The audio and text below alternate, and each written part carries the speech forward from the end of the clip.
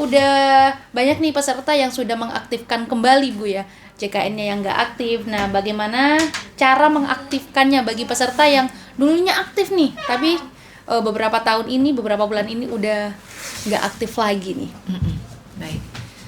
Jadi kalau untuk terkait pelayanan administrasi kepesertaan ya, ini kan bisa dilakukan secara online maupun offline. Oke. Ya, jadi sekarang kan semua sudah berbasis digital. Jadi kalau online nanti peserta atau masyarakat ini bisa WA lewat Pandawa.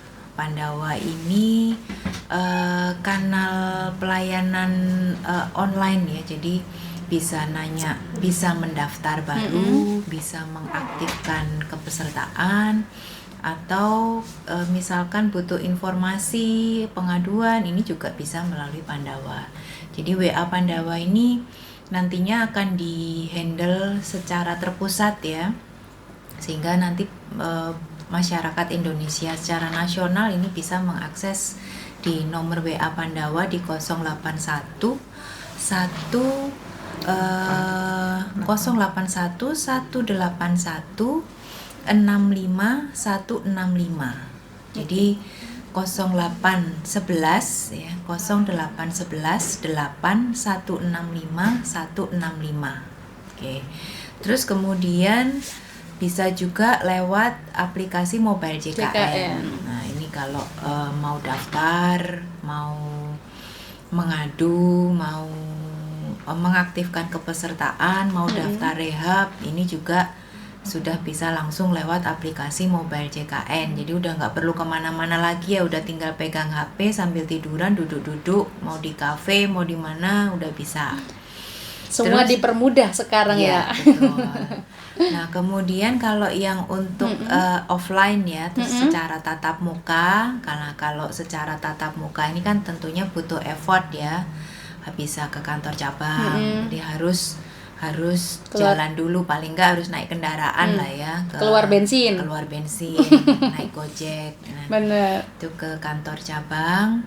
Atau nantinya ada pelayanan BPJS Kesehatan ini yang kita datang ke kantor desa ya. Oke. Jadi kita jadwalkan, tapi nggak setiap hari ya. Jadi jadwalnya tertentu aja. Namanya BPJS keliling. Jadi nanti ada petugas kami yang datang di kantor desa atau di kelurahan, atau kadang kita ke puskesmas juga. Nantinya ada petugas kami yang langsung memproses di tempat. Atau juga ada BPJS Kesehatan Online. Nah, BPJS Kesehatan Online ini sebetulnya bisa setiap hari sih, tergantung operator desa. Jadi kita bekerja sama dengan desa, pihak perangkat desa. Mereka nanti kan sudah banyak desa-desa yang mereka melek teknologi ya, sudah difasilitasi laptop, jaringan internet. Jadi nanti kita bekerja sama dengan mereka. Mereka menginstal ini ya, aplikasi Zoom. Oke. Jadi nanti kita beri link Zoom-nya.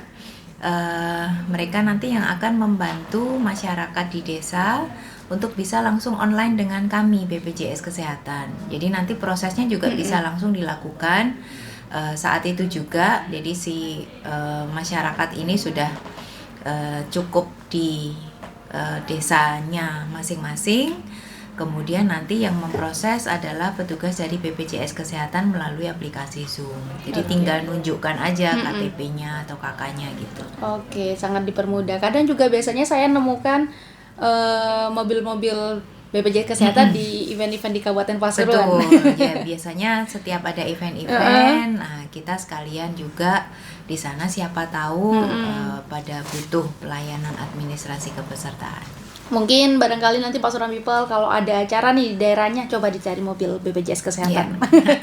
Biasanya juga ada, biasanya sampingannya sama itu kopi kapiten. Sering saya lihatnya di situ, Bu. Nah, untuk peserta dari Kabupaten Pasuruan sendiri ini prosentasenya banyak kah Bu? Seberapa? Mungkin bisa dijawab Bu Lasti ya? Ya, baik, terima kasih. Jadi untuk peserta di Kabupaten Pasuruan untuk secara keseluruhan yang sudah terdaftar, ya baik aktif maupun tidak aktif, itu sudah 99,65% Wow. penduduk Kabupaten Pasuruan itu yang terdaftar sebagai peserta JKN. Nah, masalahnya di kami adalah tingkat di keaktifannya, karena dari 99,65% tadi yang aktif adalah 79,72%, dan itu yang paling banyak memang peserta-peserta pada segmen mandiri. PPPU itu ada 53% yang tidak aktif, hampir 54% tidak aktif. Nah, ini yang memang menjadi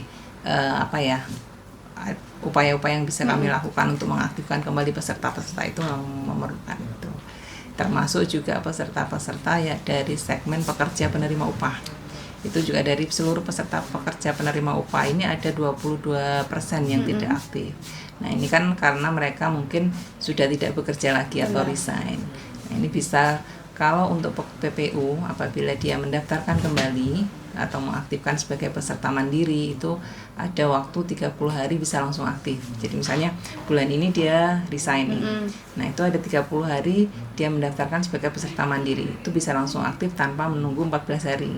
Kalau dia mendaftarnya lebih dari 30 hari, maka pendaftarannya mengikuti peserta pendaftaran PPPU yang ada masa menunggu untuk 14 hari setelah pembayaran iuran pertamanya.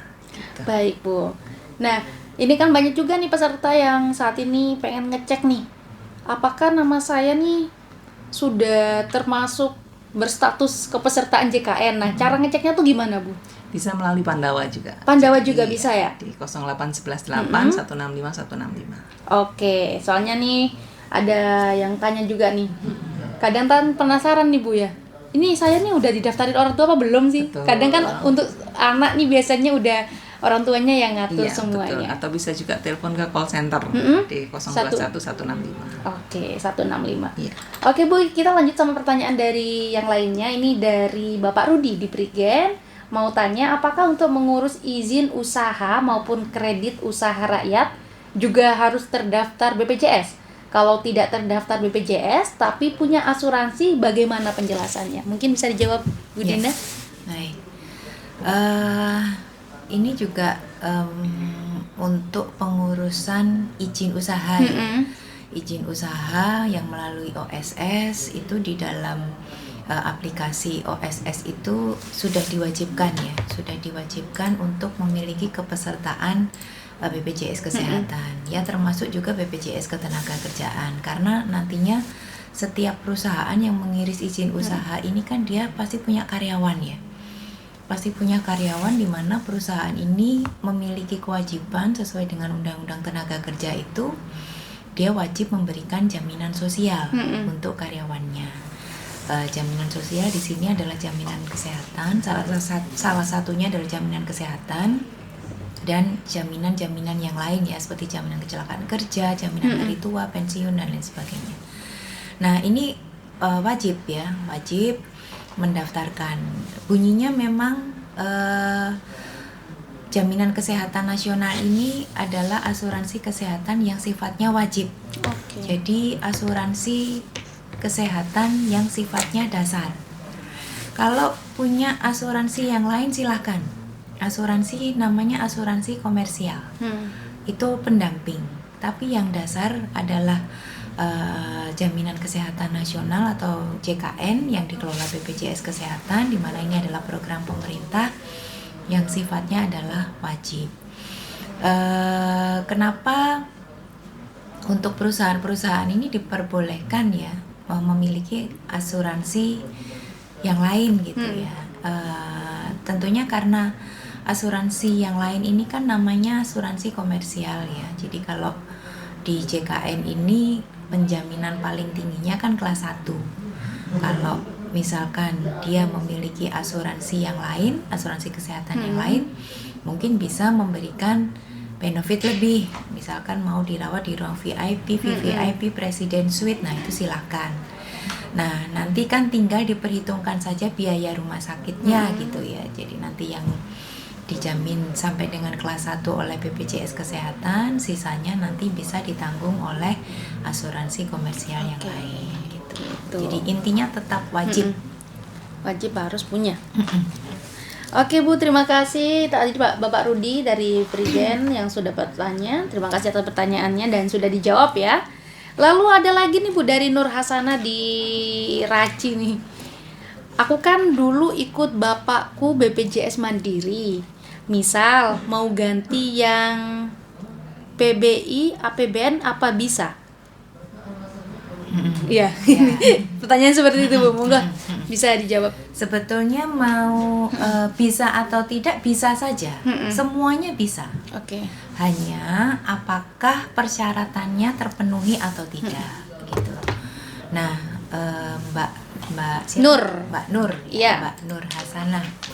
Jadi nanti untuk alih segmen kepesertaan menjadi PBI APBN ya yang dibiayai oleh pemerintah pusat.